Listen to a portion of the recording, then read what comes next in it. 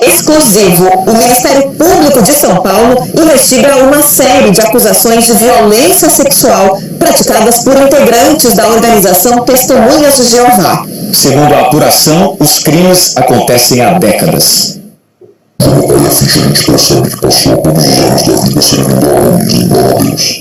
A investigação inédita já encontrou 9 vítimas de crimes sexuais que teriam sido cometidos dentro da organização religiosa. Os abusos teriam acontecido em 15 unidades na capital e em Cesário Lange, no interior de São Paulo. Em sigilo, o Ministério Público realizou operações de busca e apreensão nesses locais. A suspeita era de que líderes, chamados de anciões, pretendiam destruir provas dos crimes para evitar o escândalo.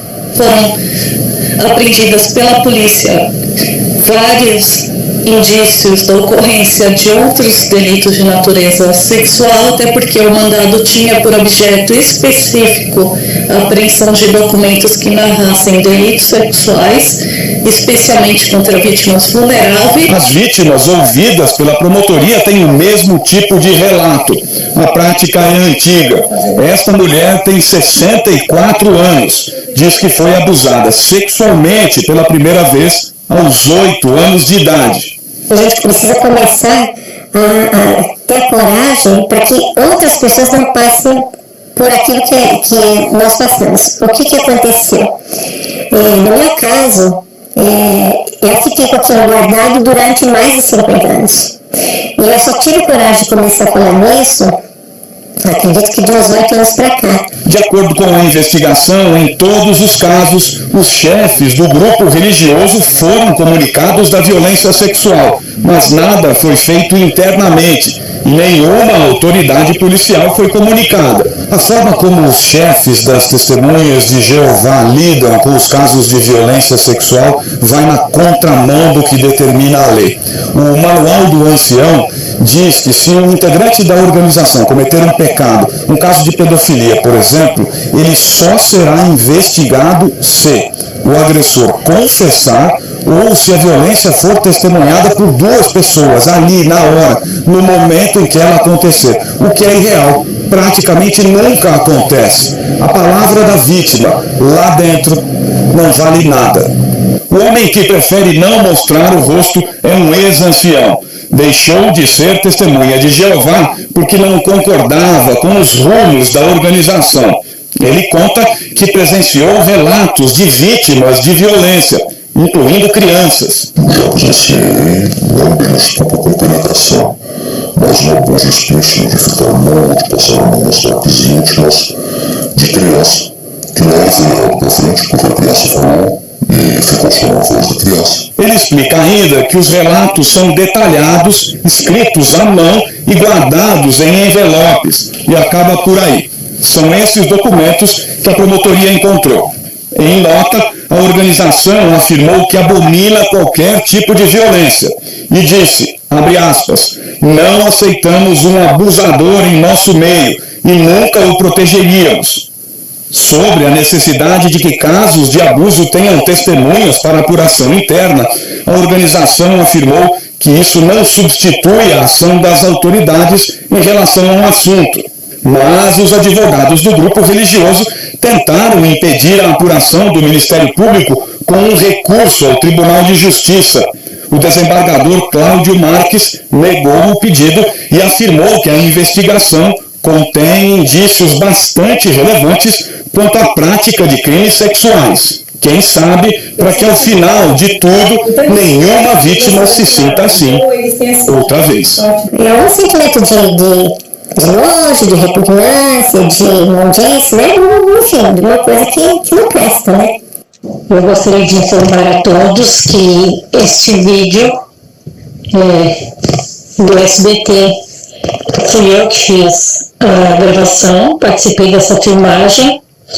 Esse vídeo não é montagem, e eu explico por que não é montagem. Essa reportagem não é montagem, eu explico por quê. O depoimento, quando as pessoas fazem, no meu caso, e quando as pessoas vão ao Ministério Público, existe a exigência de só falar a verdade. A gente, inclusive, é alertado que se não falar a verdade, nós receberemos as sanções por isso. Então, o conteúdo do que eu falei realmente é a verdade, estritamente a verdade. Eu tenho 64 anos e jamais seria irresponsável ao ponto de fazer uma denúncia, praticamente como um juramento, perante uma promotoria pública do estado de São Paulo, fazendo uma denúncia. Aliás, o que o Ministério Público nos diz é: fale somente a verdade, narre os fatos. Então, não é montagem. E digo mais, o SBT gravou aproximadamente 2 horas e 30 minutos de reportagem. Infelizmente, nós sabemos que na televisão o tempo é caro. E nós estamos numa época de coronavírus. Então, a prioridade neste momento é tratar da saúde das pessoas.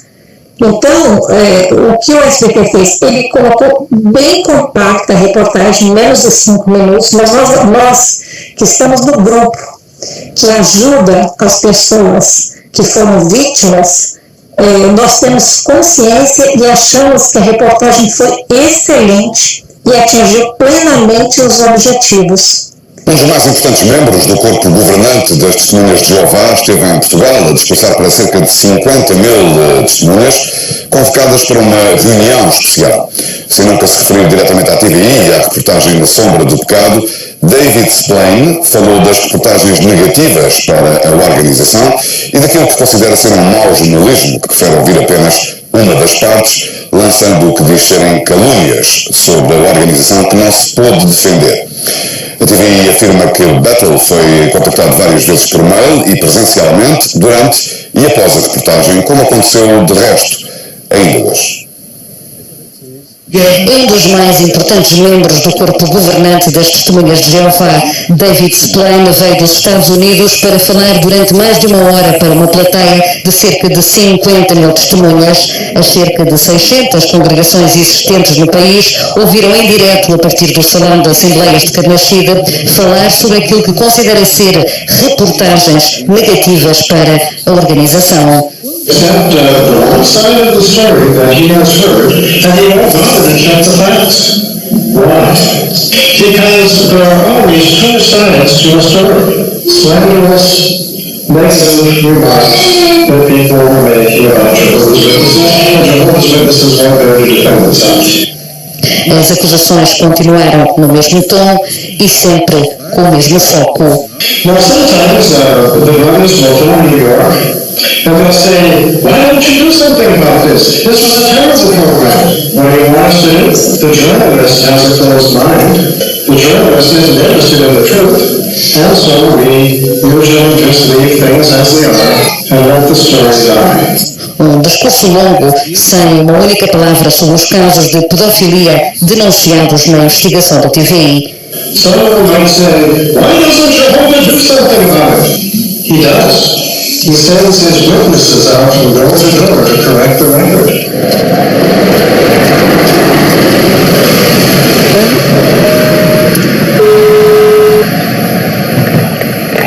Bom dia.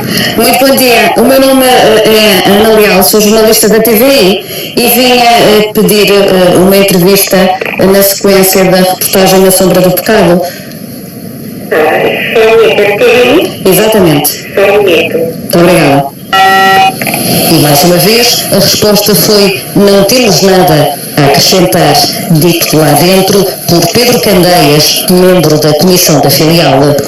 O que, por outro lado, o Sr. Seclane não mencionou no seu discurso foram os inúmeros mails que enviámos, e eu própria desloquei-me aqui várias vezes. E hoje filo mais uma vez, em vão, porque a verdade é que nunca houve vontade em participarem nesta reportagem, nem tampouco responderem às denúncias da TVI, nomeadamente sobre os casos de pedofilia. Uma investigação baseada em factos, em documentos escritos pela própria organização e, por isso, difíceis de rebater.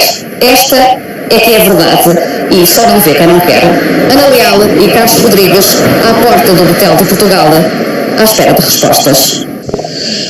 Bom, eu sou Esther.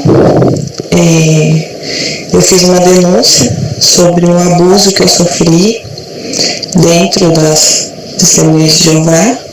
Na época foi na minha consideração para o batismo com um ancião chamado Lúcio Sensato. Eu relatei o que aconteceu para minha mãe depois do ocorrido e nós procuramos 2 anciãos da época.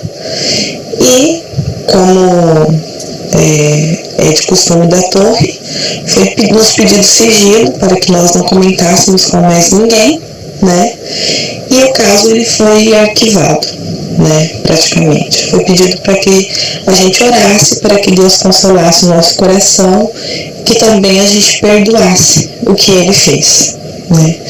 Eu não tive orientação nenhuma de procurar as autoridades.